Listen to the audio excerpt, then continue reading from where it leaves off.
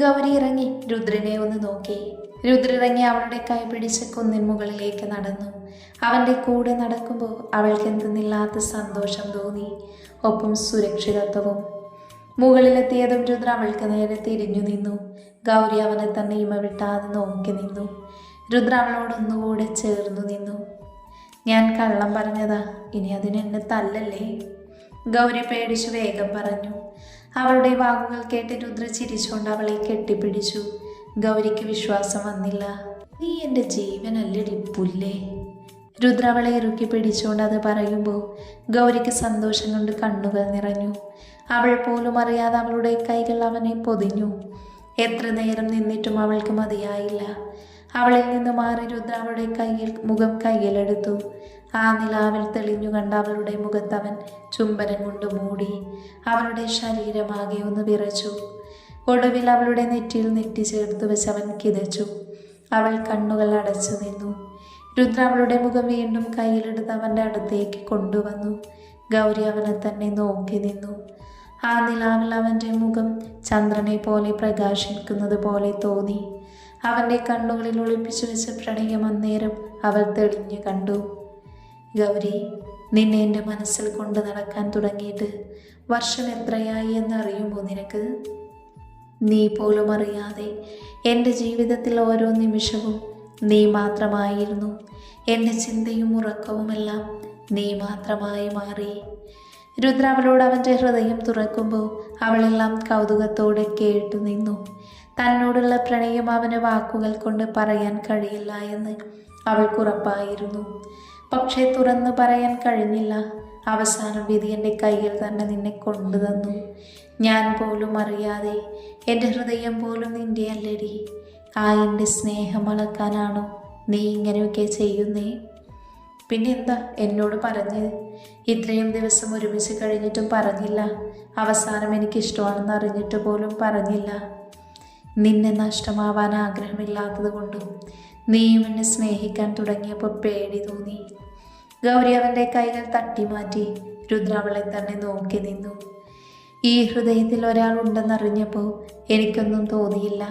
പക്ഷെ അത് ഞാനാണെന്ന് അറിഞ്ഞപ്പോൾ ഉണ്ടല്ലോ എനിക്ക് വന്ന മാറ്റം എനിക്ക് തന്നെ അറിയില്ല. ഇത് പഴയ ഗൗരിയല്ല, ഗൗരിദേവാണ്. ഞാൻ പോലും അറിയാതെ ഞാൻ ഈ ദേവൻ്റെ ഗൗരിയായിരിക്കുന്നു. ഇനി ഗൗരിദേവിൽ നിന്നൊരു മോചനം എനിക്കില്ല. ഉണ്ടെങ്കിൽ അത് മരണം കൊണ്ട് മാത്രമായിരിക്കും. രുദ്ര അവളിലേക്ക് നടന്നെടുത്തതും അവൾ പുറകിലേക്ക് നീങ്ങി. എന്നോട് ഈ നിമിഷം പറയണമെല്ലാം. മാത്രമല്ല, ആ മനസ്സിൽ ഇപ്പോഴും ഞാൻ മാത്രമാണെങ്കിൽ ആ സ്നേഹം എനിക്ക് വേണം. ഒളിപ്പിച്ചു വെച്ച് നടക്കാൻ പറ്റില്ല. നീ എന്നെ വെല്ലുവിളിക്കുന്നോടി.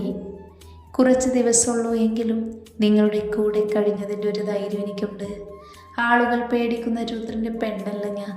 ഒട്ടും കുറയാൻ പാടില്ലല്ലോ. ആണോ? രുദ്രദേവിലെ ദേവ് പാവാണ് മോളെ. പക്ഷേ രുദ്ര ഉണ്ടല്ലോ, തന്നെ അസുരനാ. എൻ്റെ കഥയിലെ വില്ലനായിരുന്ന ഈ അസുരൻ എങ്ങനെ എൻ്റെ നായകനായി എന്ന് എനിക്കറിയണം. രുദ്ര ചിരിച്ചുകൊണ്ട് അവളെ കയ്യിൽ കോരിയെടുത്തു. ഗൗരി അവനെ തടയാതെ അവൻ്റെ നെഞ്ചിൽ ചാഞ്ഞു. ഒരു ചെറിയ കുന്നിൻ്റെ മുകളിൽ അവളെ ഇരുത്തി രുദ്ര അവളുടെ അടുത്തിരുന്നു. അവളുടെ കൈയുമായി അവൻ്റെ കൈകൾ കോർത്തു പിടിച്ചു. പരസ്പരം നോക്കി. അവൻ്റെ ഹൃദയത്തിൽ എങ്ങനെ അവൾ കുടിയുണ്ടു എന്ന് പറഞ്ഞു തുടങ്ങുകയായിരുന്നു രുദ്ര. അറിയാനുള്ള ആകാംക്ഷയോടെ ഗൗരിയും. ഒരു തണുത്ത കാറ്റ് പോലെയാണ് നീ എൻ്റെ ജീവിതത്തിലേക്ക് കടന്നു വന്നത്. പ്രതീക്ഷിക്കാതെ, ഒട്ടും നനയ്ക്കാതെ. ആ കൂടിക്കാഴ്ച അത്രമാത്രം എൻ്റെ ഹൃദയത്തിൽ സ്പർശിച്ചിരുന്നു. നീ ഇപ്പോൾ കാണുന്ന രുദ്രദേവിന് മുന്നേ ഒരു രുദ്രദേവ് ഉണ്ടായിരുന്നു. ഒരുപാട് വായിക്കുന്ന, എഴുതുന്ന, സ്വപ്നം കാണുന്ന രുദ്ര. പക്ഷേ എവിടെയോ എല്ലാം നഷ്ടമായി. നിന്നെ സ്നേഹിക്കാൻ തുടങ്ങിയത് അപ്പോഴായിരുന്നു. നീ ഹൃദയത്തിൽ കുടികൊണ്ടപ്പോൾ എഴുതിയതെല്ലാം നിന്നെക്കുറിച്ചായിരുന്നു. വായിച്ചതെല്ലാം നിന്നെക്കുറിച്ചായിരുന്നു. സ്വപ്നം പോലും നീയായിരുന്നു. ഒരിക്കൽ എൻ്റെ ബൈക്കിന് മുന്നിലേക്ക് വന്ന് എൻ്റെ ബൈക്കിൽ തട്ടി നിലത്ത് വീണ ആ പെൺകുട്ടി പിന്നീട് എൻ്റെ ആരെല്ലാമോ ആയി മാറി. അന്ന് അവളോട് ദേഷ്യപ്പെട്ടപ്പോൾ മിഴികൾ നിറച്ച് തന്നെ നോക്കിയ നോട്ടം ഇന്നും എൻ്റെ കണ്ണിലുണ്ട്. യൂണിഫോമിൽ ചളി പറ്റിയ അവളോട് യാതൊരു ദയയും തോന്നാതെ ഞാൻ പോയി. പക്ഷേ ആ മിഴികൾ വീണ്ടും എന്നെ വേട്ടയാടി. കൂട്ടുകാരൻ്റെ കൂടെ അമ്പലത്തിൽ ഉത്സവത്തിന് ചെന്നപ്പോൾ അന്ന് അരങ്ങേറ്റത്തിന് കേട്ട ഒരു പേരിൽ കൗതുകം തോന്നി കാണാൻ വേണ്ടി പോയി. നിറഞ്ഞ സദനസ് സംബോധന ചെയ്യുന്ന ചിരി തൂകുന്ന ആ മിഴികൾ എൻ്റെ മനസ്സിൽ വീണ്ടും എൻ്റെ ഹൃദയം കവർന്നു. ആ നൃത്തത്തിൽ ലയിച്ചു നിന്ന് പോയി ഞാൻ. പിന്നീട് അവളെ കണ്ടുപിടിക്കാൻ വേണ്ടി അലഞ്ഞു. നാടും വീടും നോക്കി നടന്നു. ഒടുവിൽ അവളെ കണ്ടുപിടിക്കുമ്പോൾ എനിക്ക് സ്വന്തമായത് ഒരുപാട് സന്തോഷമായിരുന്നു.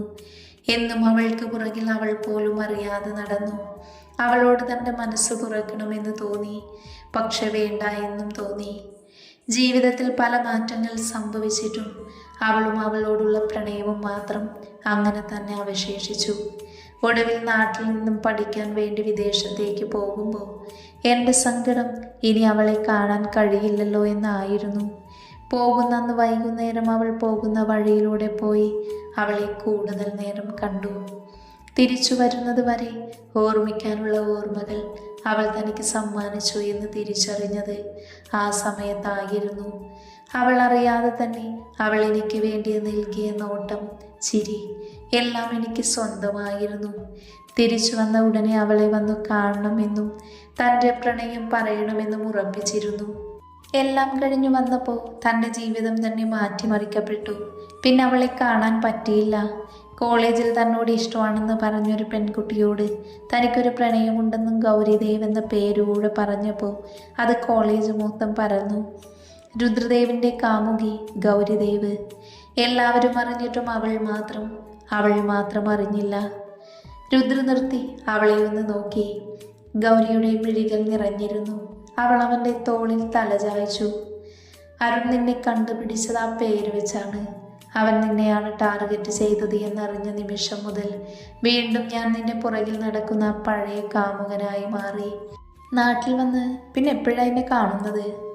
പോലീസ് സ്റ്റേഷനിൽ വെച്ച് എനിക്കെതിരെ മൊഴി പറയുമ്പോൾ അന്ന് നിന്നെ നോക്കിയത് പക കൊണ്ടല്ലായിരുന്നു, പ്രണയം കൊണ്ടായിരുന്നു. ഗൗരി അവൻ്റെ കയ്യിൽ നിന്നും പിടിവിട്ടു. അവളുടെ മുഖത്തെ ഭാവം എന്താണെന്ന് അവന് മനസ്സിലായില്ല. അവൾക്കെല്ലാം കേട്ടുകഴിഞ്ഞ് സങ്കടവും ദേഷ്യവും എല്ലാം തോന്നി. എല്ലാം മനസ്സിൽ കൊണ്ടു നടന്നുവല്ലേ ഒരിക്കലെങ്കിലും. പറയാൻ വന്നപ്പോഴേക്കും നിന്റെ മനസ്സിൽ മറ്റൊരാൾ കയറിയില്ലേ? അവൻ നായകനും ഞാൻ വില്ലനുമായി. പിന്നെ വില്ലന് ഇഷ്ടമാണെന്ന് പറഞ്ഞു വന്നാൽ? രുദ്രനെ കാണും തോറും അവനോട് അടങ്ങാത്ത സ്നേഹം തോന്നി അവൾക്ക്. അവൾ അവൻ്റെ അടുത്തേക്ക് നീങ്ങിയിരുന്നു. ഇരുവരുടെയും മിഴികളിൽ പ്രണയം നിറഞ്ഞു. ഈ ഹൃദയത്തിൽ ഞാൻ ഇത്രമാത്രം ഉണ്ടായിരുന്നു, അതിന് മാത്രം എനിക്ക് എന്താണുള്ളത് അറിയില്ല. പക്ഷെ നീ എൻ്റെ ജീവനാണ്, ശ്വാസമാണ്, എൻ്റെ സന്തോഷമാണ്, എൻ്റെ എല്ലാമാണ്. പക്ഷേ ഗൗരി അവൻ്റെ വാപൊത്തി. നമുക്കിടയിൽ എന്ത് തടസ്സം വന്നാലും ആരൊക്കെ നമുക്കിടയിൽ നിന്നാലും ഈ ഗൗരി ഈ ദേവിനുള്ളത് തന്നെയാണ്. വിധി പോലും ചതിച്ചു എന്ന് കരുതി എനിക്ക് വിധി നൽകിയത് ഇരട്ടി സന്തോഷമാണ്. അവൾ അവനെ വാരിപ്പുണർന്നു. രണ്ട് ഹൃദയങ്ങളിലും പ്രണയം പൂത്ത നിമിഷം, ഹൃദയമിടിപ്പ് പോലും ഒന്നായി മാറിയ നിമിഷം. പെട്ടെന്ന് അവൾ എന്തോർത്തുന്ന പോലെ വിട്ടുമാറി. അപ്പോൾ ഡിവോഴ്സ് ചെയ്യണ്ടേ? വേണമെങ്കിൽ ചെയ്യാം. ചെയ്ത കൊല്ലും ഞാൻ.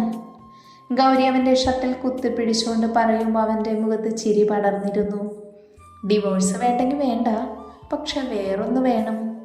രുദ്ര അവളുടെ ചുണ്ടുകൾ നോട്ടമെത്തിച്ചുകൊണ്ട് പറയുമ്പോൾ ഗൗരിക്ക് കാര്യം മനസ്സിലായി. അവൾ അവനിൽ നിന്നും അകന്നു മാറി. അയ്യടാ, ഒന്നുമില്ല. അതെന്താ? ഇത്രയും ദിവസം എനിക്കിഷ്ടമാണെന്ന് അറിഞ്ഞിട്ട് പോലും എന്നോടൊന്നും പറഞ്ഞില്ല. മാത്രമല്ല എന്നോട് അകൽച്ചയും കാണിച്ചില്ലേ. അതുകൊണ്ട് കുറച്ച് ദിവസം കൂടെ പഴയ പോലെ പുറകെ വാ. പിന്നെ എനിക്ക് തോന്നുമ്പോൾ ഞാനിങ്ങെടുക്കും. എനിക്ക് അവകാശപ്പെട്ടതാണത്. ഒരു പെണ്ണിനെ ഇഷ്ടമായിട്ട് അത് തുറന്നു പറയാൻ പോലും ധൈര്യമില്ലാത്ത നിങ്ങളാണോ ഒരാളെ കൊല്ലാൻ പോയത്? കഷ്ടം. ഡി വേണ്ട, നിന്റെ മുന്നിൽ ഞാൻ ശാന്തനാണ്. രൗദ്രം പുറത്തു കൊണ്ടുവരല്ലേ? രുദ്രമേശ പിരിച്ചുകൊണ്ട് ചോദിച്ചതും ഗൗരി ഒന്ന് പേടിച്ചു. അവൾ വേണ്ട എന്ന് തലയാട്ടി. രുദ്ര എഴുന്നേറ്റ് അവളുടെ തോളിലൂടെ കൈയിട്ട് പതിയെ നടന്നു. ഗൗരിക്ക് ചോദിക്കാൻ ഇനിയും ഒരുപാടുണ്ടായിരുന്നു, പറയാൻ അവനും. പക്ഷെ അവൻ്റെ മുന്നിൽ തടസ്സങ്ങൾ ഒരുപാടുണ്ട്. അതവൾക്ക് മനസ്സിലായിരുന്നു. അതുകൊണ്ട് തന്നെ അവൾ പിന്നെ അതിനെപ്പറ്റിയൊന്നും ചോദിച്ചില്ല. തിരിച്ചു പോകാം. പോണോ? പിന്നെ ഈ രാത്രി ഇവിടെ നിൽക്കാൻ പറ്റുമോ? പോകാം, പക്ഷെ ഞാൻ ചോദിച്ചത്. രുദ്ര അവൾക്ക് നേരെ തിരിഞ്ഞു നിന്ന് ചുണ്ടുകൾ തടവി ചോദിച്ചതും അവളുടെ ഹൃദയത്തിൽ ഒരു കൊള്ളിയാർ മിന്നി. ഇതുവരെ തോന്നാത്തൊരു തരം വിറയൽ.